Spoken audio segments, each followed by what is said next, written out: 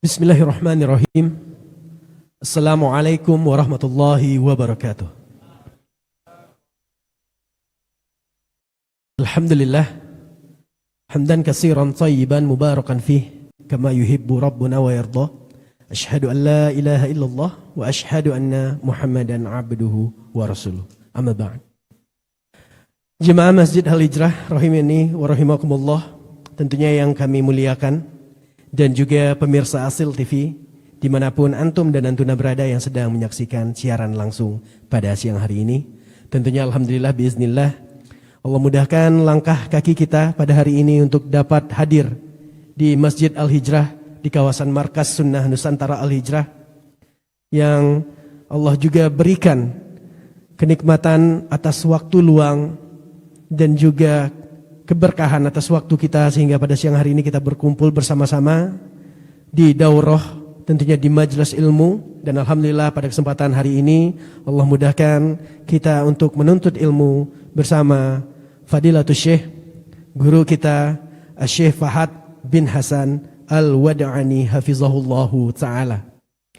InsyaAllah pada siang hari ini kita akan melakukan daurah sesi 1 dengan judul Asbabus Sabat, yang dimana pada sesi atau kesempatan kali ini akan diterjemahkan oleh guru kita Al-Ustadz Muhammad Arif Har LC hafizahullahu ta'ala.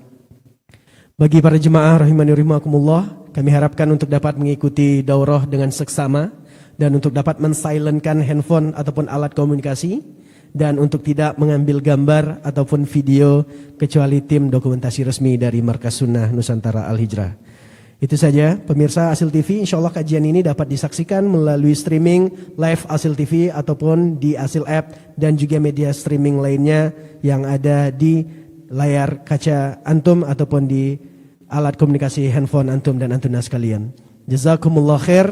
Mari kita dengarkan daurah kali ini tentunya bersama Fadilatul Syekh Fahad bin Hasan Al-Wad'ani hafizahullahu ta'ala, dan yang akan diterjemahkan oleh Al-Ustadz Muhammad Arif Har LC hafizahullahu ta'ala. Barakallahu fikum. Fadal.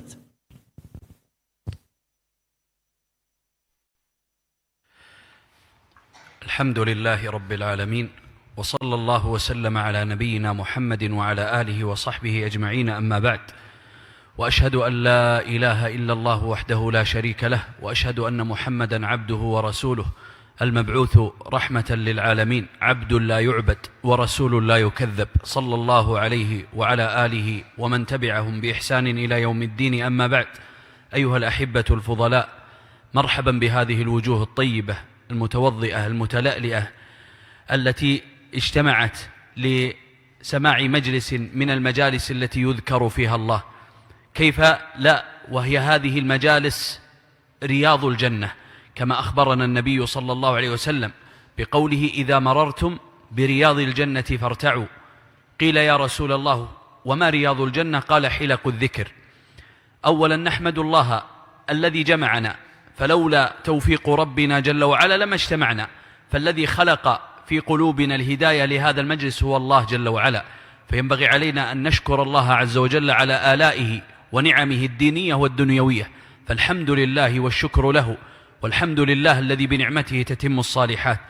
ثانيا أشكر إخواني المسؤولين حفظهم الله تعالى على تنسيق هذه المحاضرة، أسأل الله أن لا يحرمهم الأجر، وأن يجعل كل ما يقال فيها من خير وحق وصواب في موازين حسناتهم. ثالثا أشكركم أيها الأحبة على حضوركم واستماعكم لمجلس الذكر، جعلنا الله وإياكم ممن يستمع القول فيتبع أحسنه. Alhamdulillah, wassalatu wassalamu ala rasulillah. Beliau menyampaikan muqaddimah dan beliau mengucapkan marhaban bihadhil wujuhit tayyibah. Selamat datang dengan para wajah-wajah yang begitu indah Bagaimana tidak, kata beliau, karena Rasulullah sallallahu alaihi wasallam telah bersabda di dalam hadis beliau, "Idza marartum bi riyadhil jannah," apabila kalian melewati salah satu dari rumah taman-taman surga, farta'u, maka ikutlah. Para sahabat bertanya, apa itu? Rasulullah SAW mengatakan, hilaqul ilm, yaitu halakoh-halakoh ilmu. Kemudian beliau, Syekh hafizahullahu ta'ala, mengucapkan terima kasih kepada teman-teman dan saudara-saudara kita yang menjadi panitia dalam berlangsungnya daurah ini. Semoga Allah Subhanahu wa taala melimpahkan kepada mereka pahala-pahala yang besar dan tidak mengharamkan dari mereka pahala tersebut dan menjadikan amalan itu sebagai pemberat timbangan mereka di akhirat kelak.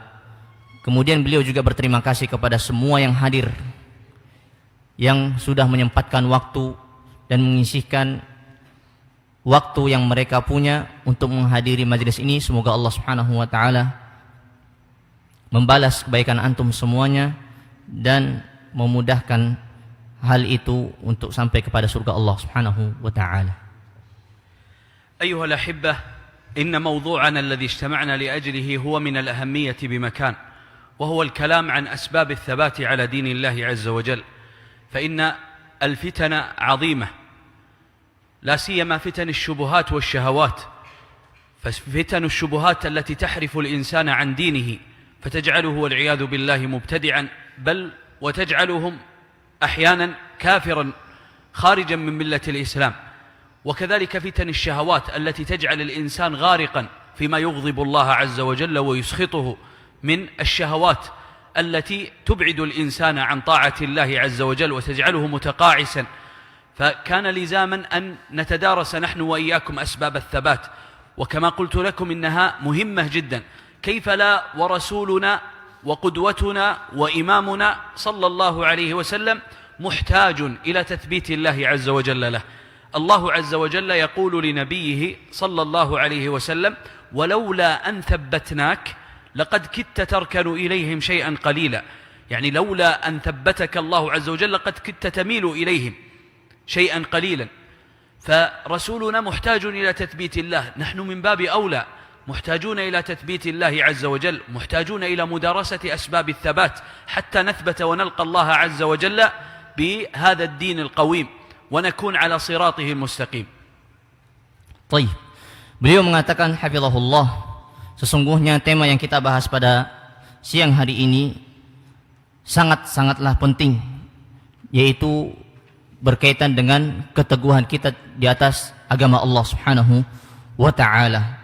Karena bagaimanapun seorang manusia dalam hidupnya akan mendapati dan menghadapi berbagai macam fitnah yang begitu besar, fitnah yang bisa saja membawa seseorang kepada kesesatan dan juga bid'ah, bahkan ada yang sampai keluar kepada agama Islam.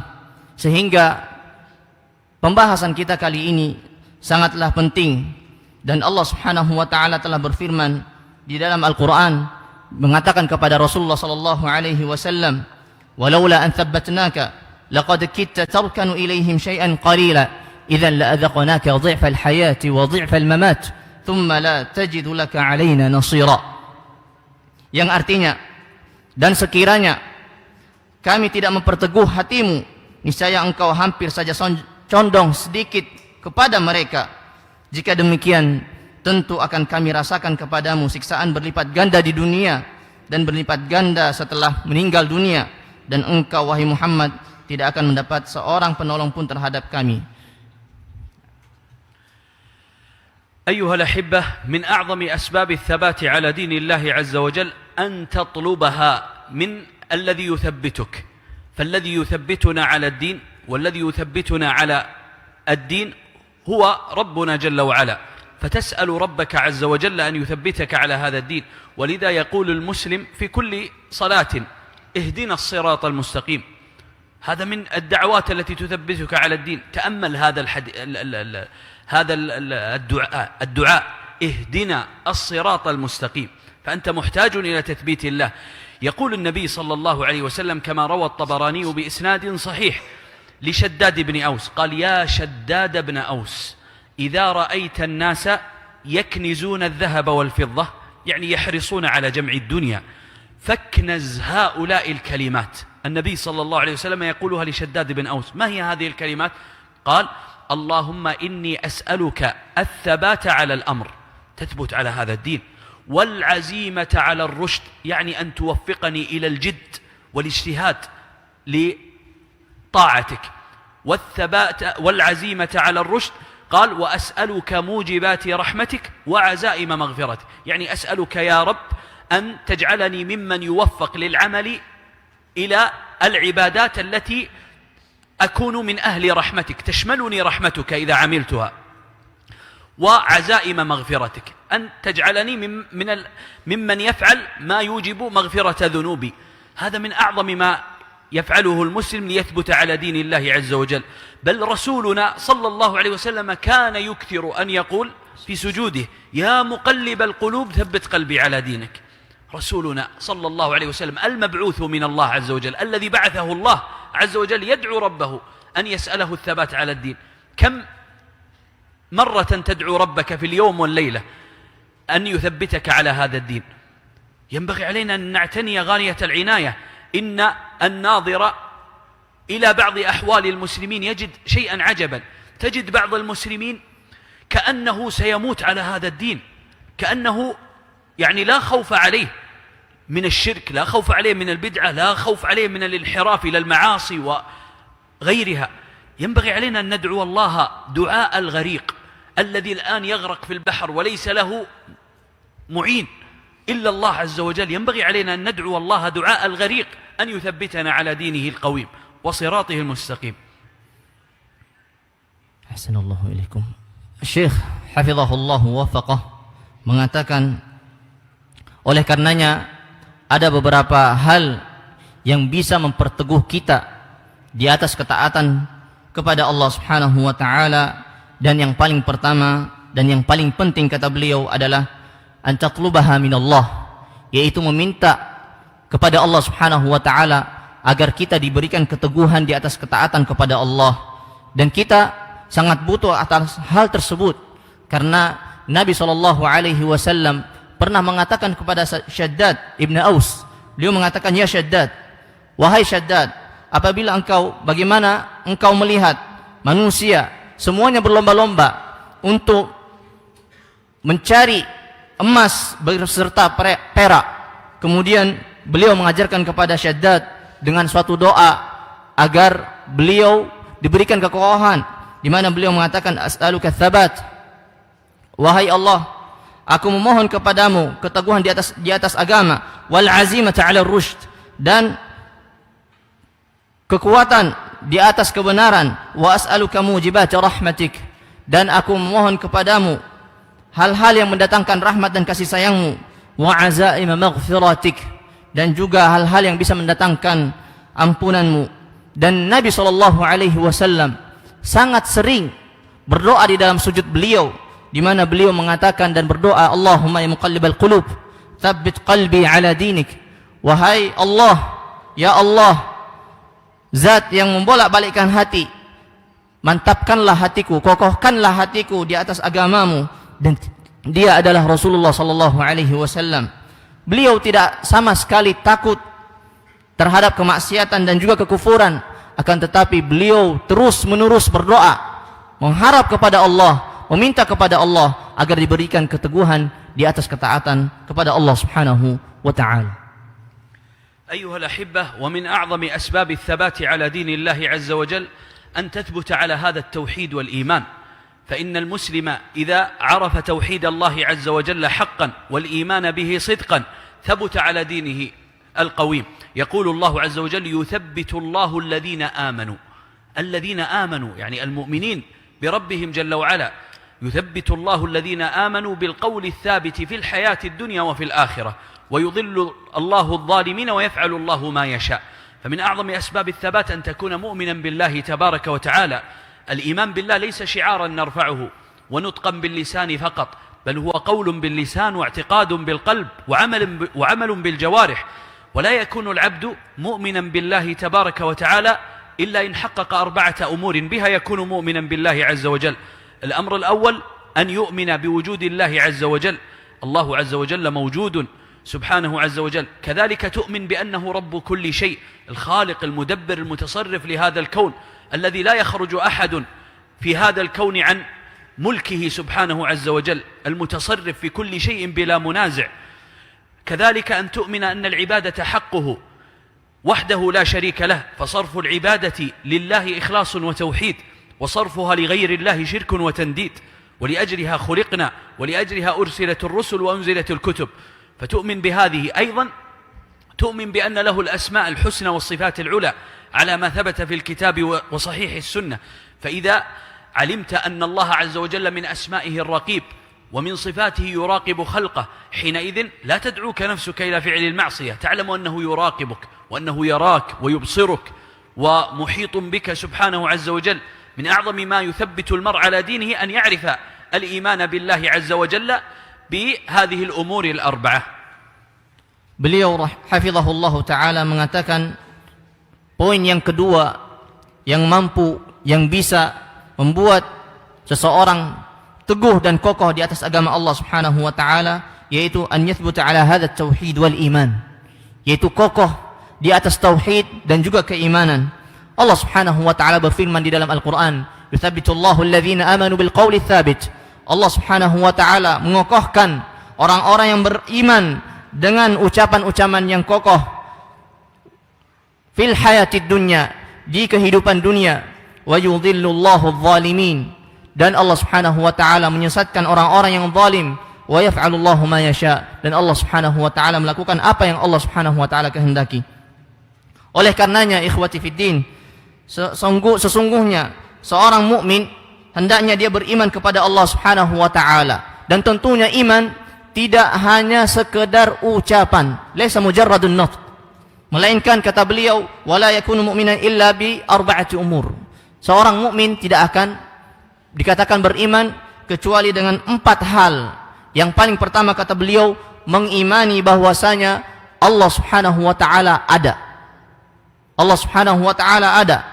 Lalu kemudian beliau mengatakan bahwasanya Allah Subhanahu wa taala Rabb kulli syai', Rabb segala sesuatu, dan apapun itu yang ada di alam semesta ini tidak akan keluar dari kerajaan dan pengaturan dari Allah Subhanahu wa ta'ala. Kemudian di antara iman kata beliau adalah al-ibadatu haqquh, yaitu memberikan hak-hak ibadah dengan sebenar-benarnya, sehingga mengarahkan segala bentuk ibadah itu disebut tauhid, dan sarfuhu tandid, dan yang mengalihkan, ketika seorang hamba mengalihkan ibadah tersebut kepada selain Allah, maka ini masuk dalam kategori tandid, yaitu menyekutukan Allah Subhanahu wa ta'ala. Kemudian beliau juga menyebutkan di antara keimanan adalah itsbatul asma, yaitu menetapkan nama-nama dan sifat-sifat Allah Subhanahu wa ta'ala.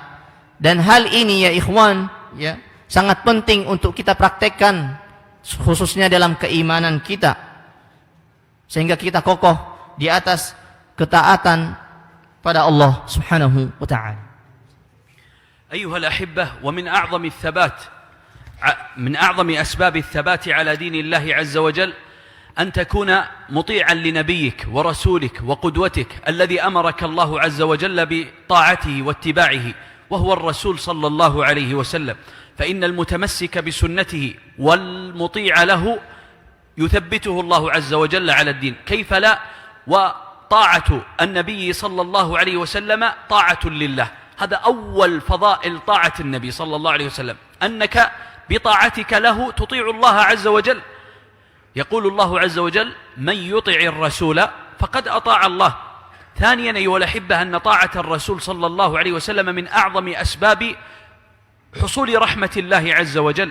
يقول الله عز وجل: وأطيعوا الرسول لعلكم ترحمون. وكذلك أيها الأحبة من فضائل طاعة النبي عليه الصلاة والسلام أنها تجلب محبة الله لك وتوجب مغفرة ذنبك. يقول الله عز وجل: قل إن كنتم تحبون الله فاتبعوني يحببكم الله ويغفر لكم ذنوبكم والله غفور رحيم. كذلك طاعته من أعظم أسباب الهداية والثبات، من أعظم أسباب الهداية والتوفيق والثبات على العمل الصالح. يقول الله عز وجل: وإن تطيعوه تهتدوا، كما في سورة النور: قل أطيعوا الله والرسول فإن تولوا فإنما عليه ما حمل وعليكم ما حملتم وإن تطيعوه تهتدوا وما على الرسول إلا البلاغ المبين. وطاعته عليه الصلاة والسلام من أعظم أسباب دخول الجنة. يقول الله عز وجل: ومن يطع الله ورسوله يدخله جنات تجري من تحتها الأنهار خالدين فيها وذلك الفوز العظيم. ولا يكون العبد متمسكا ومطيعا للنبي صلى الله عليه وسلم وشهادته حقا أنه محمد رسول الله، أنه رسول الله، إلا إن حقق 4 أمور. الأمر الأول طاعته في كل ما أمر، فأي أمر يأتيك من النبي صلى الله عليه وسلم بادر مباشرة إلى تطبيقه. لا تقل كحال بعض الناس عفى الله عنا وعنهم، حينما يأتيه الأمر من الرسول صلى الله عليه وسلم يسأل هل هو واجب أو سنة؟ لماذا يسأل؟ لأنه إذا علم أنه واجب عمل به، وإذا علم أنه سنة يعني ما يلزم العمل بها، لا يعاقب. لا، انتبه، المحب للرسول عليه الصلاة والسلام لا يسأل هذا السؤال مباشرة. هو أمر من الرسول صلى الله عليه وسلم، نعم، يطبقه مباشرة دون أن يعرف هل هو سنة أو واجب. اعمل بأوامره عليه الصلاة والسلام، هذا الأمر الأول. الأمر الثاني اجتناب ما نهى عنه وزجر. أي نهي يثبت عن النبي صلى الله عليه وسلم بالسنة الصحيحة مباشرة ابتعد عنه، ولا تسأل هل هو مكروه أو محرم، مباشرة بادر إلى تركه. هذا حقيقة الاتباع للنبي عليه الصلاة والسلام. الأمر الثالث تصديقه في كل ما أخبر، فأي سنة وأثر جاءك بالطريق الصحيح والأسانيد المقبولة عند أهل الحديث مباشرة تصدقه وتقبله وتنقاد له، دون أن تعارضه بعقل ولا رأي ولا قياس ولا اجتهاد ولا قول مذهب ولا رأي من الآراء. مباشرة صح الأثر فهو حجة مطلقة. الأمر الرابع ألا يعبد الله إلا بما شرع على لسان نبيه صلى الله عليه وسلم، فربنا جل وعلا يعبد بما شرع لا بالأهواء والبدع. الله عز وجل يعبد بما شرع لا بالأهواء والبدع. يقول الله عز وجل: وما آتاكم الرسول فخذوه وما نهاكم عنه فانتهوا واتقوا الله إن الله شديد العقاب. Beliau hafizahullah ta'ala menyebutkan poin yang selanjutnya yang bisa mengokohkan seseorang di atas ketaatan kepada Allah Subhanahu wa taala, yaitu mentaati Nabi Muhammad sallallahu alaihi wasallam, yang dimana ini adalah perintah dari Allah Subhanahu wa taala kepada kita untuk mengikuti beliau, dan taat kepada beliau tergolong atau termasuk dari taat kepada Allah Subhanahu wa taala, di mana Allah Subhanahu wa taala berfirman di dalam Al-Qur'an, "Man yuti'ir rasula faqad ata'a Allah." Barang siapa yang taat kepada Rasul, sungguh ia taat kepada Allah Subhanahu wa taala. Dan taat kepada Rasulullah sallallahu alaihi wasallam merupakan sebab datangnya rahmat Allah Subhanahu wa taala, di mana Allah Subhanahu wa taala mengatakan, "Wa ati'ullaha wa rasulahu la'allakum turhamun." Dan taatilah Allah Subhanahu wa taala dan Rasulnya agar kalian diberikan rahmat dan kasih sayang Allah Subhanahu wa taala. Begitu pula taat kepada Rasulullah sallallahu alaihi wasallam akan mendatangkan cinta Allah Subhanahu wa taala dan ampunan terhadap dosa-dosa yang kita lakukan, di mana Allah Subhanahu wa taala berfirman, "Qul in kuntum tuhibbunallah." Katakanlah wahai Muhammad, jikalau kalian mengaku cinta kepada Allah Subhanahu wa taala, fattabi'uni, maka ikutilah aku, yuhibbukumullah, niscaya Allah Subhanahu wa taala mencintai kalian, wa yaghfir lakum dzunubakum, dan kalian akan diampuni dosa-dosa kalian. Bahkan kata beliau, di antara sebab hidayah dan juga kekokohan di atas ketaatan kepada Allah Subhanahu wa taala adalah mentaati Rasulnya sallallahu alaihi wasallam di dalam firman-Nya, wa in tuti'uhu tahtadu, dan jikalau kalian taat kepada Rasul sallallahu alaihi wasallam, niscaya kalian akan mendapatkan hidayah. wa ma 'alal rasuli illa al-balaghul mubin, dan tidaklah kewajiban bagi Rasul melainkan menyampaikan dengan penyampaian yang nyata. Di antara sebab-sebab yang disebutkan oleh beliau juga adalah firman Allah Subhanahu wa taala, "Wa man yuti'illaha wa rasulahu yudkhilhu jannat." Sehingga mentaati Rasulnya sallallahu alaihi wasallam termasuk hal yang paling besar, faktor yang memasukkan seseorang masuk ke dalam surga Allah Subhanahu wa taala di dalam firman-Nya, dan barang siapa yang mentaati Allah dan Rasulnya, niscaya dia akan dimasukkan ke dalam surga tajri min tahtihal anhar, yang mengalir di bawahnya sungai-sungai. Dan ikhwati fiddin rahimani wa rahimakumullah, seseorang tidak dikatakan atau tidak tergolong mentaati Rasulnya sallallahu alaihi wasallam kecuali dengan 4 hal. Yang paling pertama kata beliau yaitu ta'atahu fi jami'i ma amar, yaitu mentaati terhadap seluruh apa yang Rasulullah sallallahu alaihi wasallam perintahkan. Semua apa yang diperintahkan oleh Nabi sallallahu alaihi wasallam kita lakukan. Dan jangan sampai kita seperti orang yang bertanya-tanya, ini perintah Rasul sallallahu alaihi wasallam ini masuk dalam kategori wajib atau sunnah. Memilah-milih sehingga ketika dia mengetahui itu wajib baru dia lakukan. Ketika dia mengetahui itu sunnah, dia tinggalkan. Beliau mewanti-wanti agar kita tidak melakukan hal seperti itu. Dan ini tidak seperti yang dilakukan oleh para sahabat radhiyallahu anhum, di mana beliau setiap ada perintah Rasulullah sallallahu alaihi wasallam, beliau dan mereka semuanya mentaati dan melakukan dan mengaplikasikan dalam kehidupan sehari-hari mereka. Hal yang kedua yang beliau sebutkan adalah menghindari segala bentuk yang dilarang oleh Rasulullah sallallahu alaihi wasallam. Begitu pula seperti yang pertama tadi, kita jangan mencari-cari ini larangan Nabi sallallahu alaihi wasallam makruh atau haram. Tidak seperti ini. Dan para sahabat juga mencontohkan tidak seperti itu. Melainkan ketika ada larangan dari Rasulullah sallallahu alaihi wasallam, tidak mau tahu apakah itu haram atau makruh, mereka langsung tinggalkan. Dan inilah bentuk dari konsekuensi dari mentaati Rasul sallallahu alaihi wasallam. Kemudian yang ketiga kata beliau adalah tasdiquhu fi kulli ma akhbar, yaitu mempercayai segala sesuatu yang beliau kabarkan, apapun bentuknya.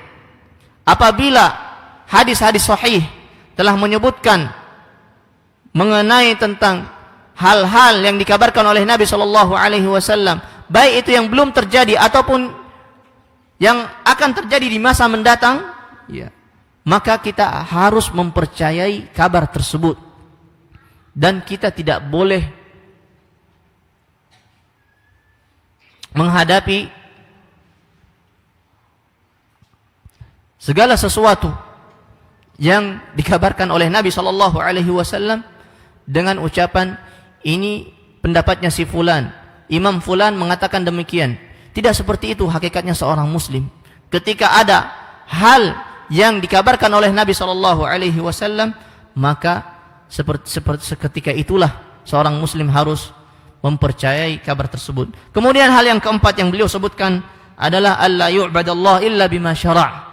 Dan tidak sepantasnya seorang muslim ketika mengaku dia taat kepada Rasulnya sallallahu alaihi wasallam untuk melakukan hal-hal yang tidak disyariatkan.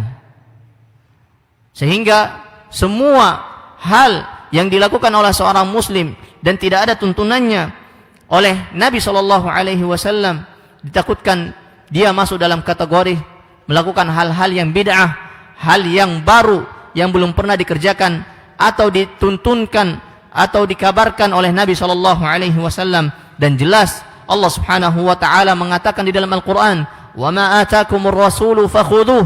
Dan apa yang datang kepada kalian melalui Rasul, fakhudhuh, maka ambillah.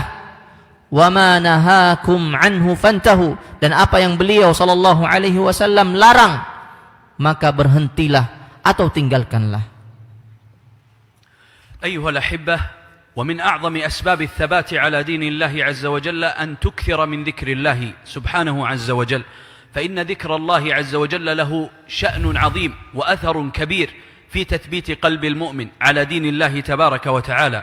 يقول الله عز وجل: ألا بذكر الله تطمئن القلوب. ولأجل ذلك أمرنا ربنا جل وعلا بالإكثار من ذكره، فقال: يا أيها الذين آمنوا اذكروا الله ذكرا كثيرا. ولما أرسل موسى وهارون عليهما الصلاة والسلام أمرهم الله عز وجل بأن لا يفتر عن ذكره، فقال: ولا تنيا في ذكري. فذكر الله عز وجل له أثر عظيم في تثبيت قلب المؤمن. الله عز وجل يقول: يا أيها الذين آمنوا إذا لقيتم فئة فاثبتوا واذكروا الله كثيرا لعلكم تفلحون. وود الشيطان لو غفلنا عن ذكر الله، يريد منا أن نغفل. يقول ابن عباس رضي الله عنهما: الشيطان جاثم على قلب ابن آدم، جالس على قلب ابن آدم، فإذا غفل وسهى وسوس له، جلس يوسوس. يقول: فإذا غفل وسهى وسوس، وإذا ذكر الله خنس، يعني صغر وأصبح حقيرا ذليلا. فعلى المسلم أن يكثر من ذكر الله عز وجل. روى ابن أبي شيبة في المصنف من حديث ابن عباس رضي الله عنهما أن موسى عليه السلام يقول: يا ربي أي عبادك أحب إليك؟ فقال الله عز وجل: أكثرهم إلي ذكرا. وفي صحيح ابن حبان من حديث معاذ بن جبل رضي الله عنه قال النبي صلى الله عليه وسلم لما سأله رجل: أي العمل أحب إلى الله؟ فقال عليه الصلاة والسلام: أن تموت ولسانك رطب من ذكر الله. فأكثروا من ذكر الله عز وجل لتثبتوا على دين الله.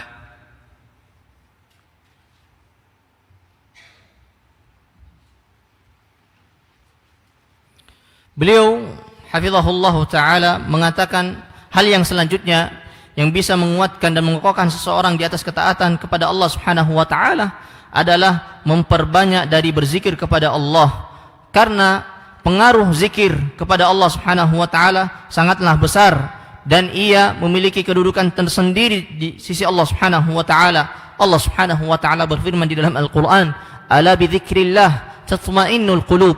Sungguh dengan berzikir kepada Allah hati itu akan tenang. Bahkan di ayat yang lain Allah subhanahu wa ta'ala memerintahkan orang-orang yang beriman untuk memperbanyak zikir kepada Allah, di mana Allah subhanahu wa ta'ala berfirman: ya ayyuhalladzina amanu dzkurullaha dzikran katsira. Wahai orang-orang yang beriman, berzikirlah kalian kepada Allah dengan zikir yang banyak.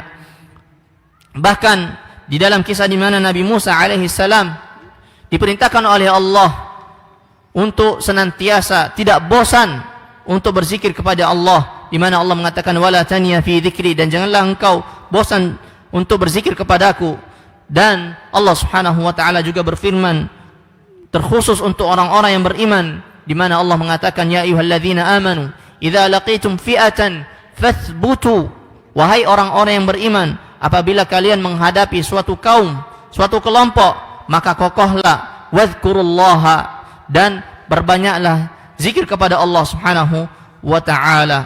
Dan bahkan Ibnu Abbas radhiyallahu anhuma juga menyebutkan bahwasanya setan itu selalu berada dekat dengan hati seorang manusia, dan apabila dia lalai maka disitulah setan akan bermain dengannya.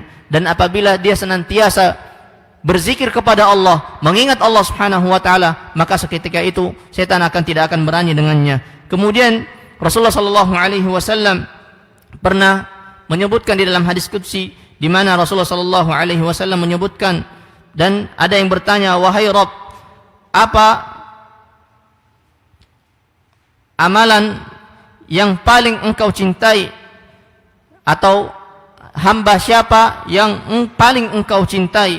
Allah subhanahu wa ta'ala mengatakan: aktsaruhum ilayya dzikra, yaitu orang yang paling banyak kepadaku atau zikir kepadaku. Bahkan di dalam hadis Nabi sallallahu alaihi wasallam pernah ditanya kepada beliau: ayyul amali ahabbu ilallah, amalan apa yang paling dicintai oleh Allah? Yaitu antamut, dan yaitu ketika engkau meninggal dunia sedangkan lisanmu senantiasa ratban bi dzikrillah, selalu basah dengan berzikir kepada Allah subhanahu wa ta'ala.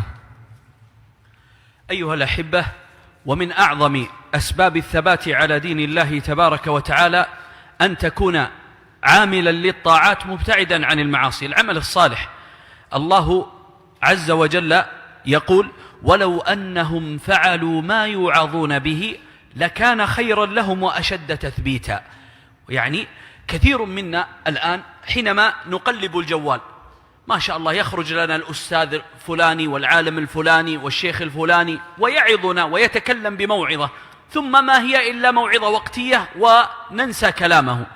لكن المؤمن الحق الذي يريد أن يثبته الله عز وجل على هذا الدين ما إن يسمع موعظة إلا ويعمل بها. ولو أنهم فعلوا ما يوعظون به لكان خيرا لهم وأشد تثبيتا، وإذا لآتيناهم من لدنا أجرا عظيما ولهديناهم صراطا مستقيما. يقول النبي صلى الله عليه وسلم لعبد الله بن عباس احفظ الله يحفظك. احفظ الله أي بفعل الطاعات وترك المعاصي يحفظك، أي يحفظك الله عز وجل. ومن جملة حفظ الله للعبد أن يثبته على هذا الدين، هذا أعظم حفظ يناله العبد من ربه جل وعلا. فلنعمل الصالحات. Poin yang selanjutnya yang bisa membuat seseorang kokoh dan teguh di atas ketaatan kepada Allah Subhanahu wa taala, yaitu hendaknya seorang manusia senantiasa mengamalkan ketaatan dan jauh dari hal-hal yang dilarang oleh Allah Subhanahu wa taala. Allah Subhanahu wa taala berfirman, "Walau annahum fa'alu ma yu'adhuna bihi lakana khairan lahum." Seandainya mereka melakukan apa yang diingatkan kepada mereka, lakana khairan lahum, sungguh itu hal yang paling bagus, yang paling baik untuk mereka. Wa ashadda tathbita, dan hal itu akan membuat mereka kokoh di atas ketaatan kepada Allah. Dan kalau kita melihat, ya, setiap dari kita membolak-balik membuka HP, ya, di sini sering kita lihat, ya, ceramah-ceramah, dan ini, ya, menganjurkan kepada kita untuk selalu ingat kepada Allah Subhanahu wa taala dan terhadap larangan-larangan Allah Subhanahu wa taala. Bahkan Rasulullah sallallahu alaihi wasallam juga pernah bersabda kepada Ibnu Abbas radhiyallahu anhuma, di mana beliau mengatakan ihfazillaha yahfazuk. Jagalah Allah Subhanahu wa taala, niscaya Allah akan menjagamu.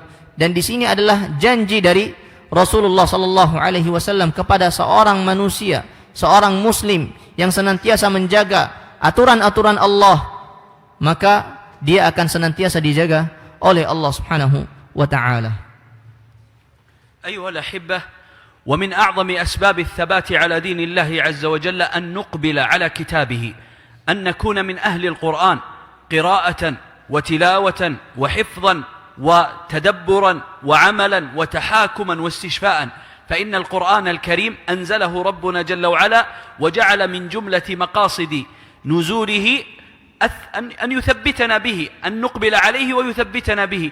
يقول الله عز وجل في سورة النحل قل نزله روح القدس من ربك بالحق ليثبت الذين آمنوا وهدى وبشرى للمسلمين. ويقول الله عز وجل وقال الذين كفروا لولا نزل هذا القرآن جملة واحدة كذلك لنثبت به فؤادك ورتلناه ترتيلا. كيف لا والقرآن هو علاج أمراضنا، أمراض الشهوات والشبهات التي تضعف قلبنا عن سيره إلى الله عز وجل. يقول الله عز وجل وننزل من القرآن ما هو شفاء ورحمة للمؤمنين.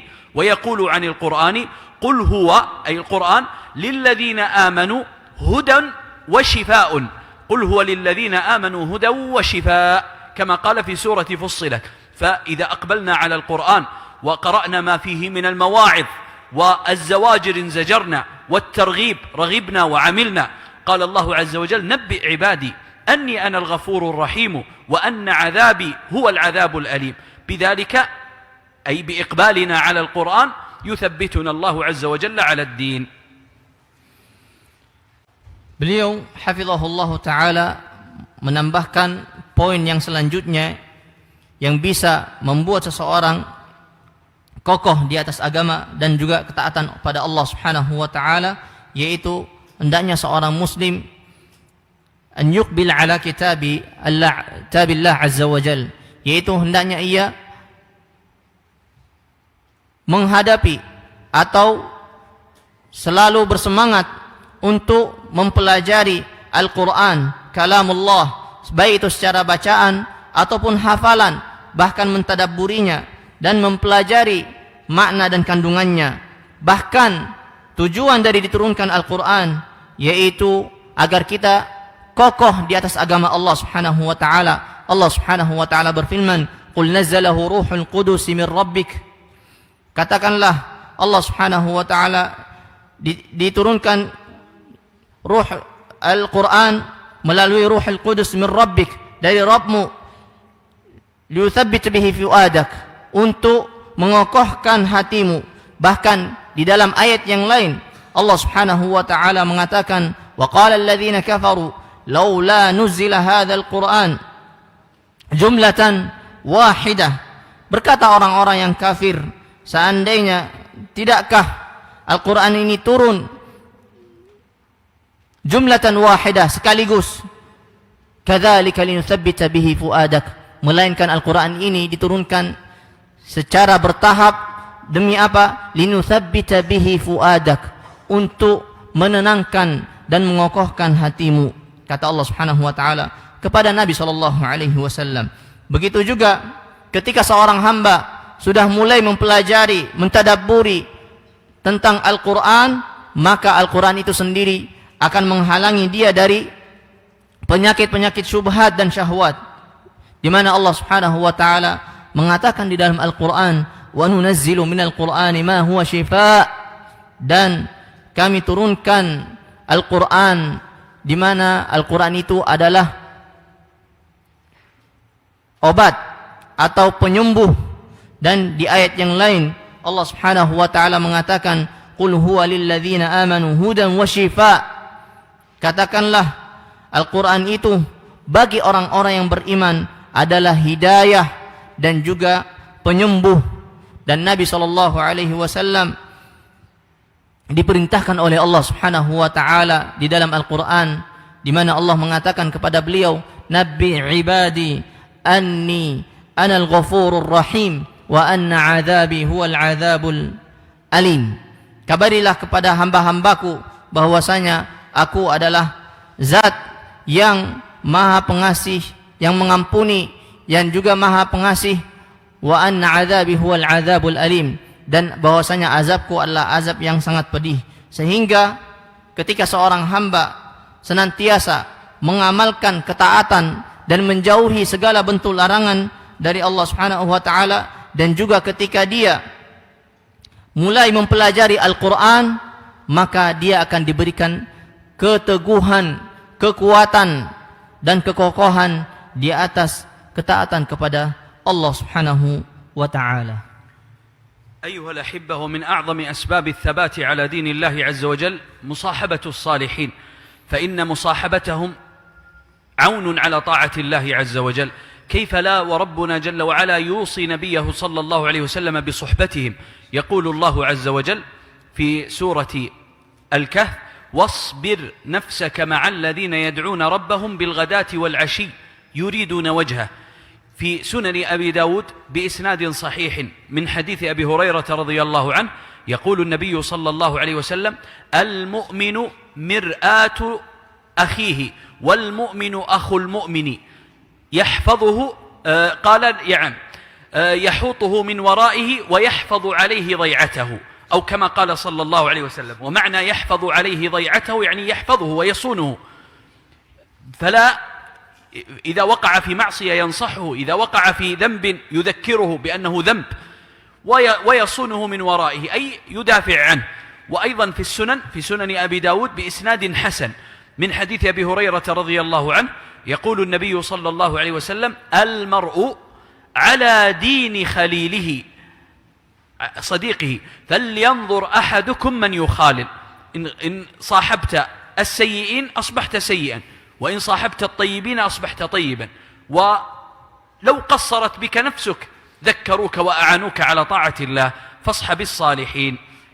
يقول العرب الصاحب ساحب، يعني يسحبك، إن كان طيبا سحبك إلى الخير والطيب طيبات، وإن كان خيبا سيئا سحبك إلى السيئات والمعاصي، والله المستعان.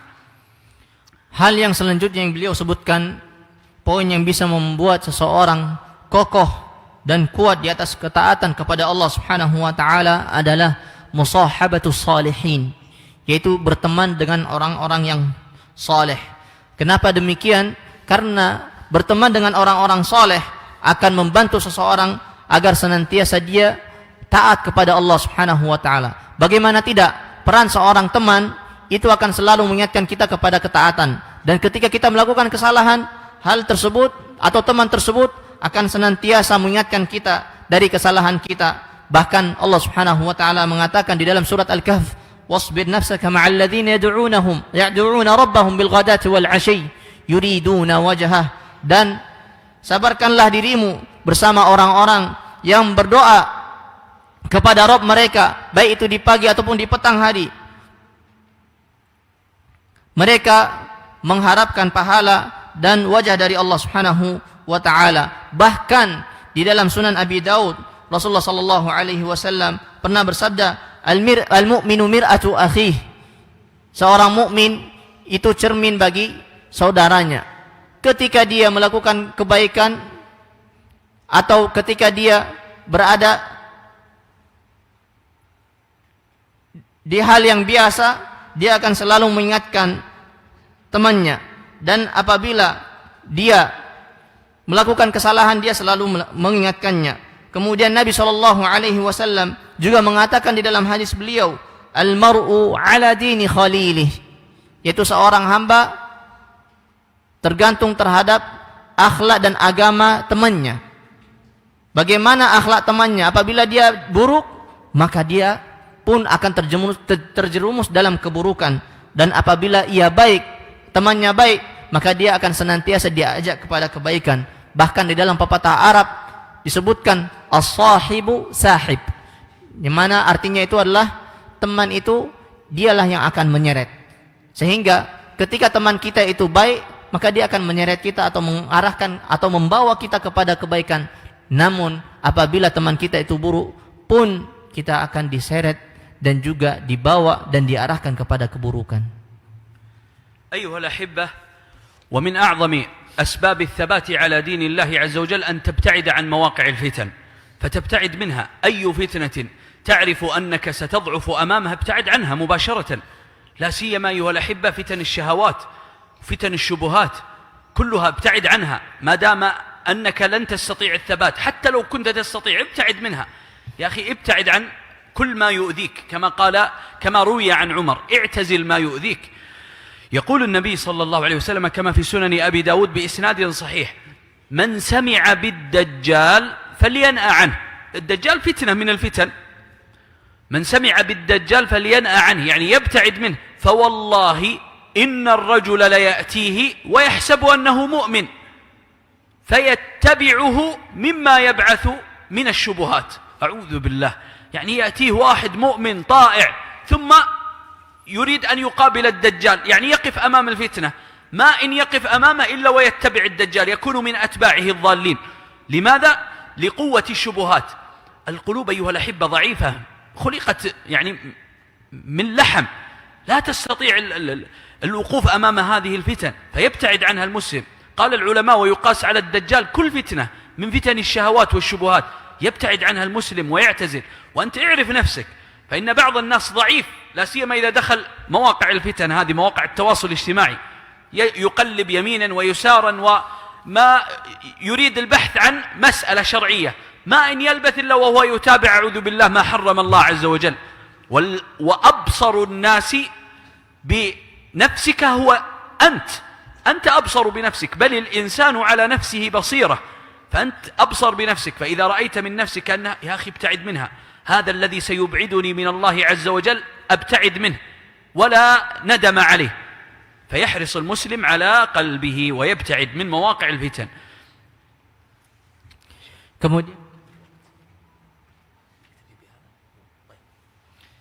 Kemudian beliau menambahkan poin yang selanjutnya yang bisa mengokohkan seorang hamba di atas ketaatan kepada Allah adalah menjauhi tempat-tempat yang kemungkinan di situ terdapat fitnah, baik itu fitnah syubhat ataupun fitnah syahwat. Karena Umar sendiri pernah mengatakan i'tazil ma yu'dhik. Jauhilah apa-apa yang bisa mengganggumu. Artinya, segala sesuatu yang bisa merusak ketaatan kita kepada Allah Subhanahu wa taala berupa fitnah syahwat ataupun syubhat, maka hendaknya kita untuk menghindari hal tersebut. Bahkan termasuk di dalamnya adalah fitnah tentang Dajjal. Karena Nabi SAW pernah bersabda yang artinya, barang siapa yang mendengar tentang Dajjal, maka hendaknya ia menghindarinya, menjauh darinya. Bahkan kata beliau, ya, Nabi SAW mengatakan, bahkan sungguh akan datang seorang mukmin kemudian mengatakan kepada Dajjal, mendatangi Dajjal kemudian mengatakan, saya orang beriman, lalu ia pun mengikutinya. Padahal ia yakin tidak akan mungkin mengikuti Dajjal, namun dia pun akan mengikuti Dajjal. Dan di sini adalah perintah dan juga para ulama menganjurkan kepada kita untuk menjauhi yang namanya fitnah. Terlebih ketika kita dengan keleluasaan kita, dengan gadget yang ada di hadapan kita, kita membuka, niat pertamanya mencari fatwa, mencari kajian. Ternyata di sela-sela kita mencari, terdapat hal-hal yang diharamkan oleh Allah Subhanahu wa taala. Yang tahu tentang diri kita adalah diri kita sendiri. Ketika kita tahu bahwasanya kita ketika membuka-buka handphone atau gadget, ya, dan kita tahu kita akan terjatuh dalam kemaksiatan kepada Allah, maka berhati-hatilah. Sehingga hendaknya bagi kita semangat dan menjauhi, benar-benar menjauhi dan memaksimalkan sebisa kita untuk menjauhi yang disebut dengan fitnah, baik itu fitnah syubhat ataupun fitnah syahwat. أسأل الله عز وجل أن يثبتنا وإياكم وأن يجعلنا وإياكم من عباده المؤمنين حقا والمتقين صدقا ومن حزبه المفلحين ومن أوليائه المتقين والله أعلم وصلى الله وسلم على نبينا محمد وعلى آله وصحبه وسلم تسليما كثيرا. Dan beliau berdoa kepada Allah Subhanahu wa taala, semoga Allah Subhanahu wa taala menjauhkan kita dari fitnah dan membuat kita kokoh dan kuat dan diteguhkan di atas ketaatan kepada Allah Subhanahu wa taala. Wallahu taala alam wa sallallahu ala nabiyyina Muhammad wa ala alihi wa sahbihi ajma'in.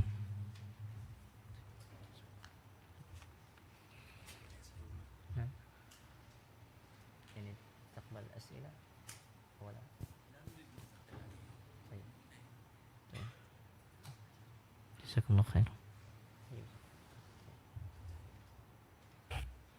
Ada mau sesi tanya? Ada mau? Hah? Yani takbal soal-soalin. Live-nya diberhentikan.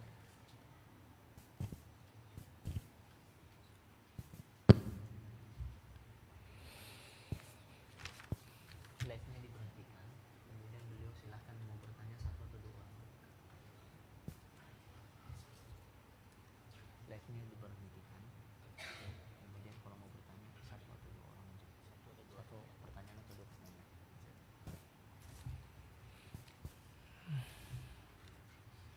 Dia mati. Jadi mati. Live. Insyaallah. Bismillah. Jemaah, insyaallah Syekh membuka kesempatan untuk bertanya, dan insyaallah kita menerima 2 pertanyaan terlebih dahulu. 2 pertanyaan, insyaallah. Nanti jika ada kesempatan di sesi berikutnya, insyaallah di ba'da maghrib nanti kita akan tanyakan kembali, dan insyaallah ini tidak disiarkan secara live. Silakan bagi jemaah yang ingin bertanya, kami persilakan. Tafadhal. Atau yang sudah menuliskan pertanyaan, silakan.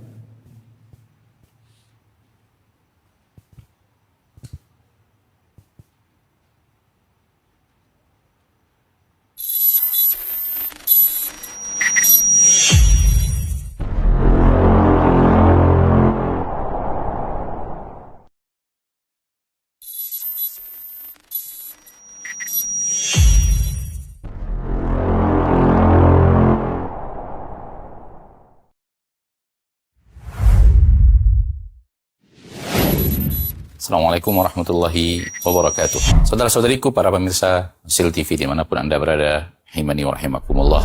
Semoga antum selalu berada dalam lindungan Allah Tabaraka wa Ta'ala.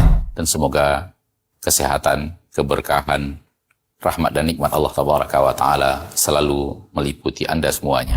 Ma'asyiral muslimin, ma'asyiral muslimat, dakwah merupakan sebuah tugas bersama dari umat Nabi kita tercinta Muhammad sallallahu alaihi wasallam. Allah Tabaraka wa Ta'ala menyuruh kita untuk meninggikan agama Allah Tabaraka wa Ta'ala dengan kemampuan yang kita miliki. Yang mampu dengan ilmunya, berdakwah dengan ilmunya. Yang mampu dengan tenaganya, berdakwah dengan tenaganya. Yang mampu menyumbangkan waktunya. Demikian juga yang mampu dengan hartanya, maka berdakwah dengan harta itu. Saudara-saudariku, para pemirsa Hasil TV dimanapun Anda berada, pada kesempatan yang berbahagia ini, saya mengajak Anda, pemirsa Hasil TV dimanapun berada, para pencinta Hasil TV dimanapun berada, untuk meringankan beban operasional yang dibutuhkan oleh Hasil TV di dalam mengemban suara dakwah yang agung ini. Mari infakkan sebahagian daripada yang Allah Tabaraka wa Ta'ala mudahkan kepada kita, dari apa yang Allah rezekikan kepada kita, guna kepentingan syiar dakwah melalui media-media, di antaranya adalah Hasil TV.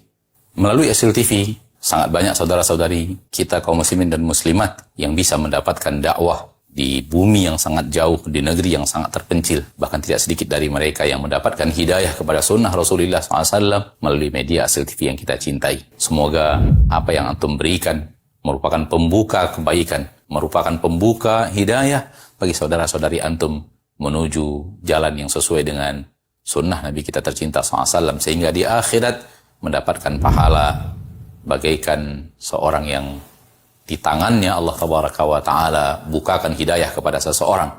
Seperti yang dikatakan Nabi kita tercinta SAW, la iyahdiyallahu bika rajulan wahidan khairun laka min humurin na'am. Sekiranya satu orang mendapatkan hidayah melalui dirimu, melalui usahamu, melalui apa yang telah engkau berikan, melalui apa yang telah engkau dakwahkan, maka itu lebih baik daripada unta merah. Sebagian para ulama mengatakan lebih baik daripada dunia dan perhiasannya. Sallallahu wasallam wa baraka wa an'am ala abdihi wa rasulihi Muhammad. Walhamdulillahi rabbil alamin. Assalamualaikum warahmatullahi wabarakatuh.